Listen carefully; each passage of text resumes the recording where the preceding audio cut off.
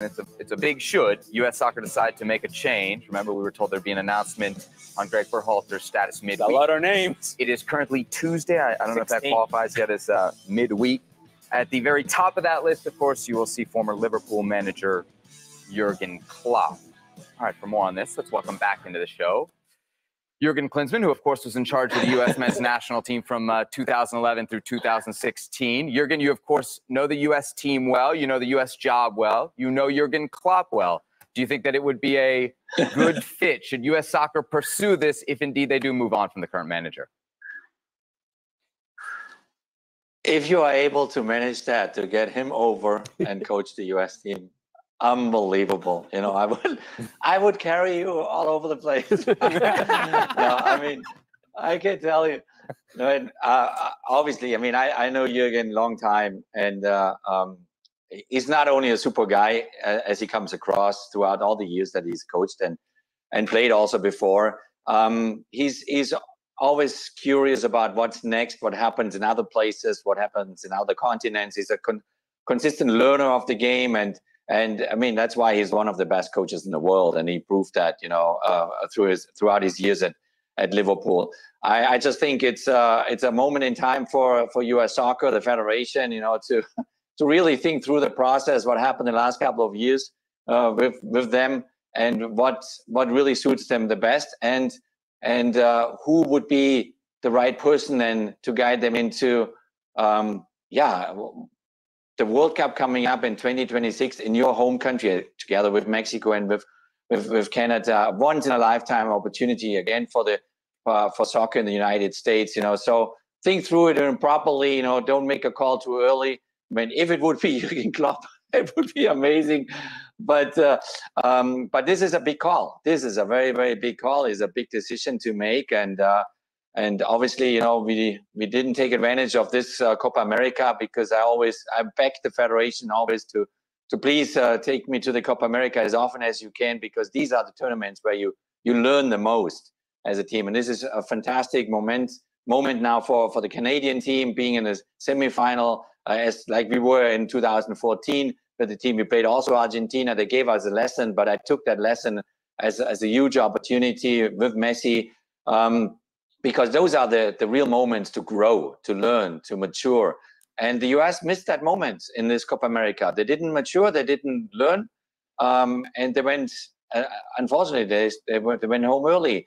And that's why the decision they have to make now going forward is a big one, and hopefully they make the right one. So there was a flex there, by the way. I'm not going to tell you, but there's a flex there. Double flex. Yeah, there was a flex there.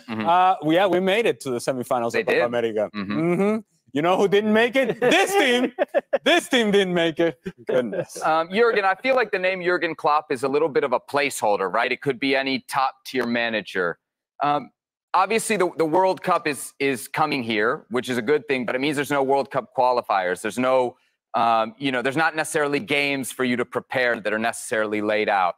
Just how attractive or unattractive do you think this job would be for like a top-tier manager if they were looking at it? I mean, I personally think for a top-tier manager, it's very attractive, you know, an opportunity to coach the U.S. team towards a World Cup in its own country. I mean, this is it's a wonderful opportunity also for yourself as a manager to learn, to grow, to get an insight on, you know, how the region works here in CONCACAF or in America.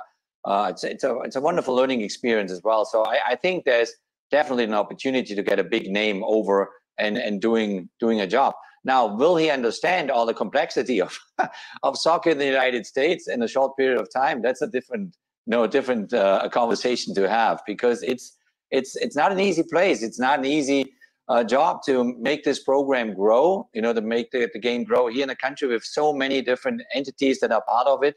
And also in a CONCACAF region where you pretty much have just two teams to play against really seriously, which is right now Canada and obviously the main rival, Mexico.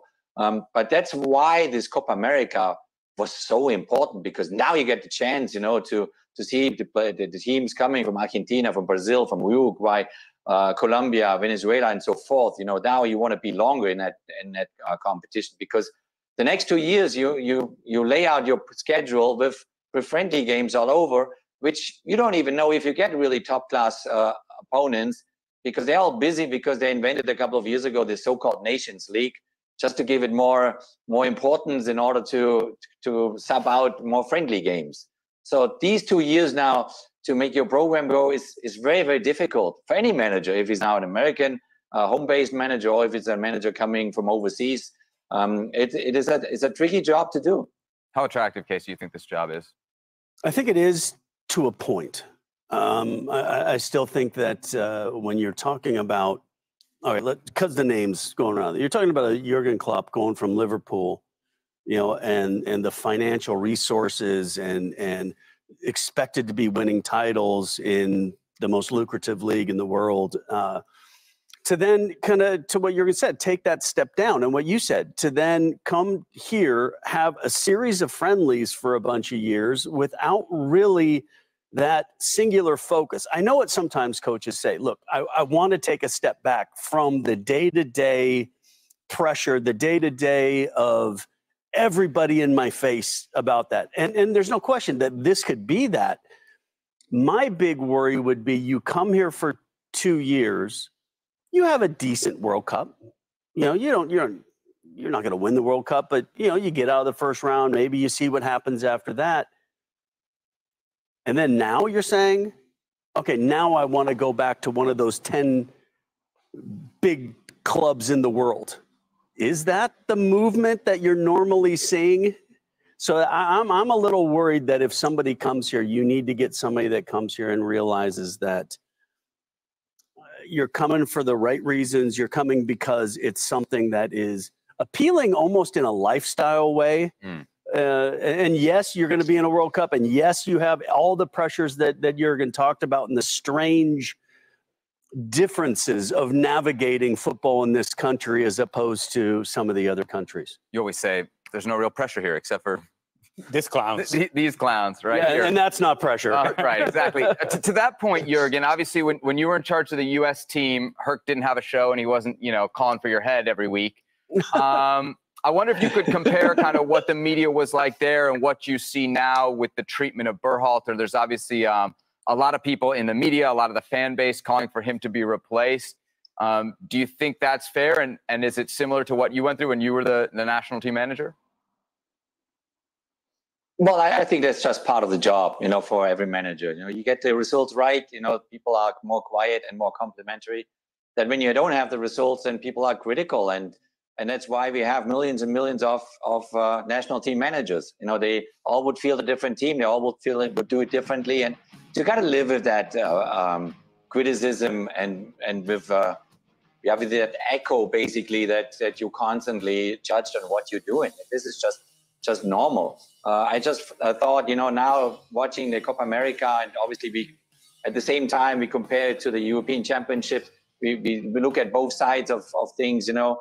It was just such a wonderful opportunity, and I just hope, you know, that you see them play with the big nations from down south, but it didn't work that way, and that's, yeah, you have to live with that criticism. You have to take it, and it's just part of your job. You know, it's part of your payment that you get. Then at the end of the day, I don't think that it bothers Gregg too much. How different is it now than it was then when he was in charge?